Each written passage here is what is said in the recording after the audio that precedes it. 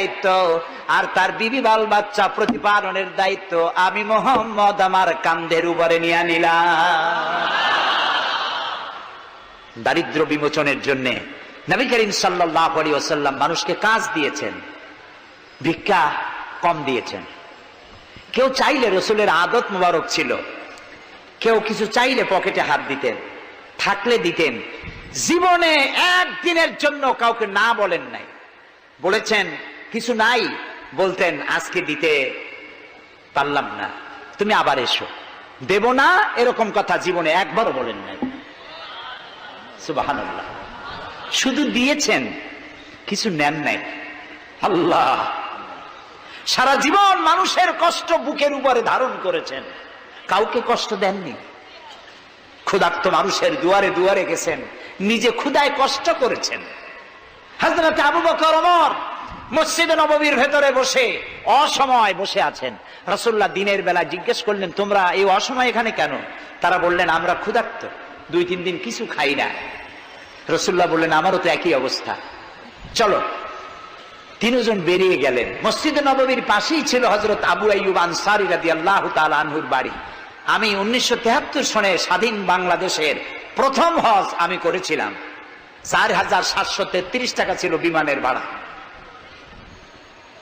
তখন মসজিদে নববীর পাশেই ছিল আবু আইয়ুব আনসারী রাদিয়াল্লাহু তাআলা আনহুর বাড়ি। সেই বাড়িতে গেলাম। ওইখানে একটা বাক্সের ভিতরে, একটা গ্লাসের বাক্সের ভিতরে ছিল রসুলের ব্যবহার করা তরবারি, তীর আর ধনুক। আমি বহুত চেষ্টা করছিলাম গ্লাসটা উঠাবার জন্য, কারণ এটা সেই তরবারি, সেই তীর, সেই ধনুক যেখানে আমার রসুলের হাতের পরশ লেগেছিল। যদি ধরতে পারতাম প্রাণ ভরে একটা চুমা দিতাম। এই বাড়িতে গিয়ে রাসূলুল্লাহ উপস্থিত হলেন। আবু আইয়ুব আনসারী 3 জন মেহমান, এর থেকে শ্রেষ্ঠ মেহমান আছে? স্ত্রীকে বললেন, তাড়াতাড়ি একটা ছাগল জবাই করো, রুটি বানাও।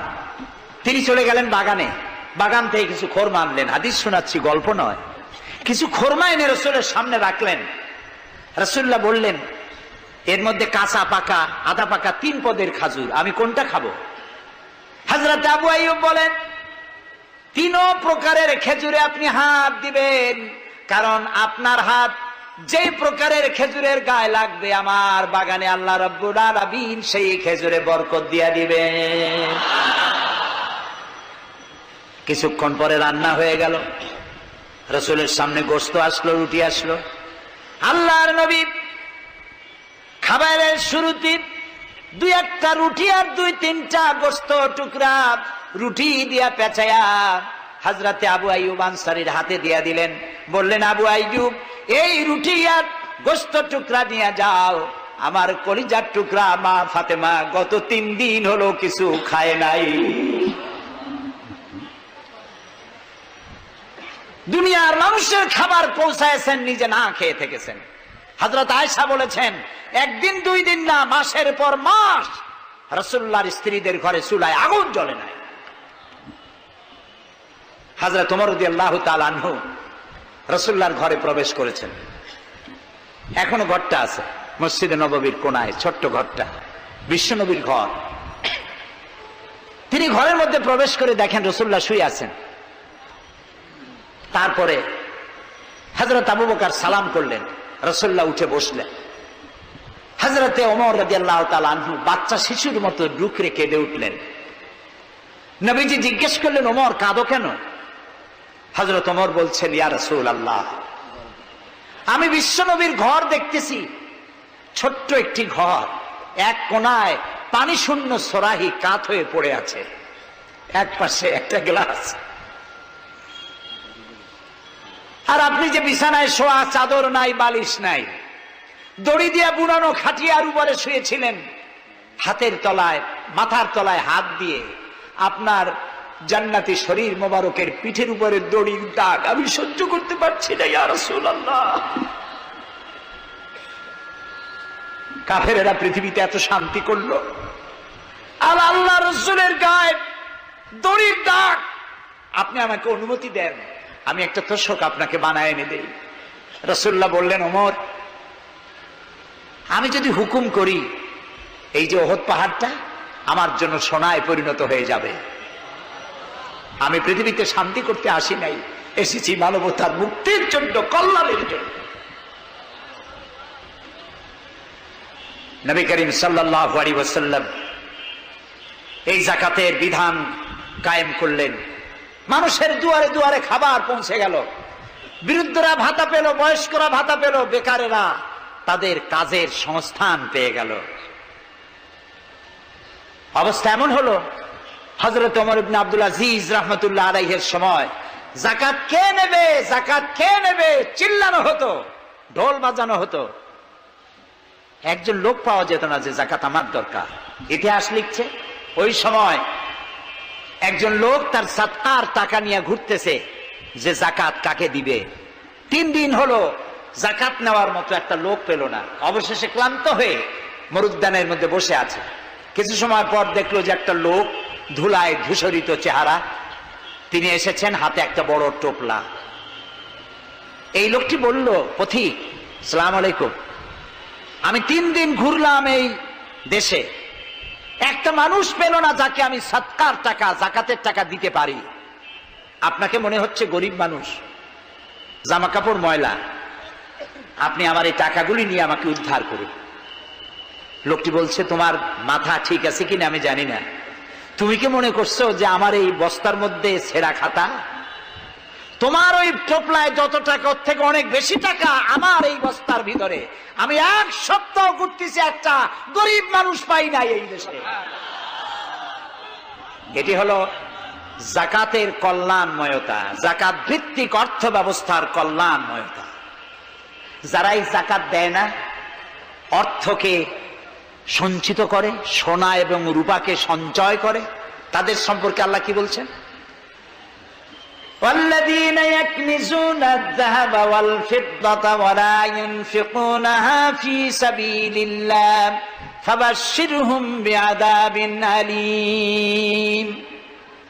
যারা নাকি রৌপ্য এবং স্বর্ণ সঞ্চয় করে, আমার রাস্তা খরচ করে না, মানে গরিবদের দেয় না, সঞ্চিত করে রাখে, তাদের জন্য কঠিন পীড়াদায়ক শাস্তির সুসংবাদ দাও।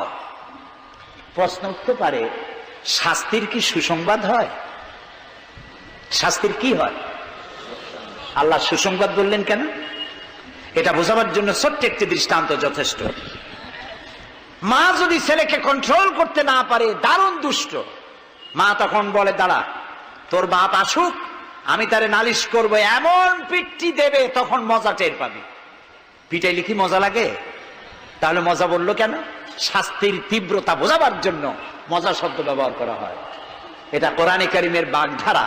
আল্লাহ তাআলা বলছেন, তীব্র শাস্তির সুসংবাদ দাও। স্বর্ণ আর রৌপ্য জমা করে রেখেছো, যাকাত দাওনি। বহু মহিলার অসংখ্য সোনা রূপা আছে, যাকাত দেন না। কবে কালে ভদ্র একটা বিয়ে আসবে, সেই বিবাহে সজ্জিত হয়ে যাবেন, সারা বছরে যাকাত দিলেন না, এতগুলি সোনা আটকায় রাখলেন কেন? আল্লাহ চান না টাকা পয়সা পুঞ্জীভূত হয়ে থাকুক। কোরআন শুধু নামাজ রোজা নয়, দেখুন না আল্লাহ কি বলছেন। আল্লাহ বলছেন, কায়লা ইয়াকুনা দুলাতাম বাইনাল আগনিয়াই মিনকুম।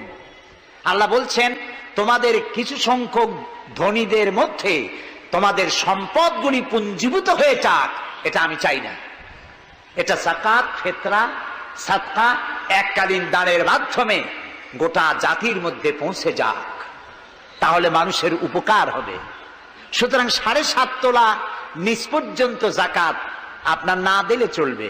যখন 7.5 তোলা হবে তখনই যাকাত শুরু হবে। যত বেশি হয় গোড়া থেকে শুরু করে সবটা দিতে হবে। 52 তোলা রূপা হলে যাকাত দিতে হবে। এই যাকাতের টাকা না দিয়ে যারা জমা করে রাখেন, শাস্তিটা কি হবে শোনেন। আল্লাহ শাস্তির ধরনও বলছে, ইয়াউমা ইউহমা আলাইহা ফি নারে জাহান্নাম ফাতুকওয়া বিহা জিবাহুম ওয়া জুনুবুহুম ওয়া যুহুরুহুম হাযা মা কানাজতুম লিআনফুসিকুম তাকনিজুন। এমন একদিন আসবে যখন এই স্বর্ণ আর রৌপ্যকে জাহান্নামের আগুন দিয়ে জ্বালায়া সিল বানানো হবে, আর এই সিলগুলি তোমার কপালে, তোমার পার্শ্ব দেশে, তোমার পৃষ্ঠ দেশে সিল মারা হবে জাহান্নামের আগুন দিয়ে, আর বলা হবে হাদা মা কানাসতুম লিআনফুসিকুম, এই হলো তোমার সেই সব সঞ্চিত সম্পদ যা তুমি সঞ্চয় করে রেখেছিল, আল্লাহর রাস্তায় খরচ করো নাই। রাসূলের কাছে প্রশ্ন হয়েছে ওয়ায়াসআলুনাকা মাযা ইউনফিকুন, হে রাসূল আপনাকে প্রশ্ন করা হয় যে কি খরচ করব।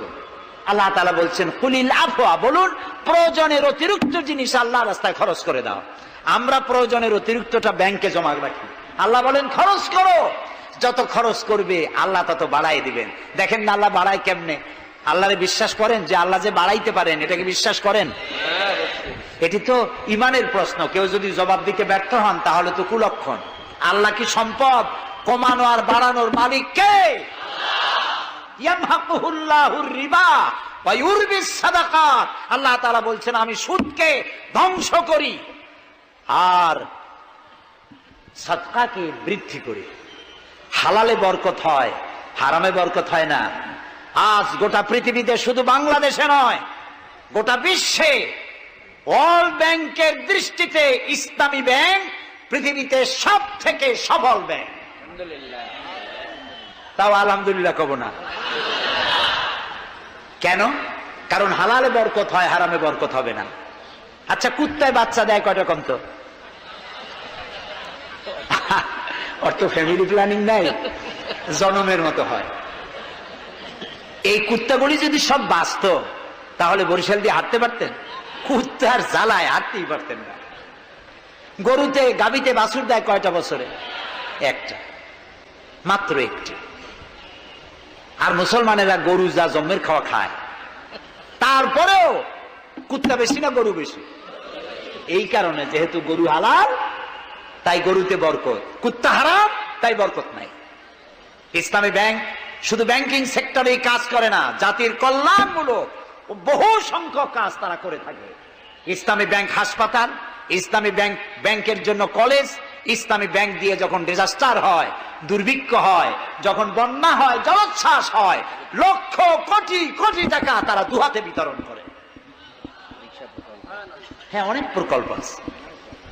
মেধাবী ছাত্র, গরিব ছাত্রদেরকে স্টাইপেন্ড দেয়, বিধবা নারীদেরকে আরে কি বলে ওকে সেলাই করে, সেলাই মেশিন দেয়।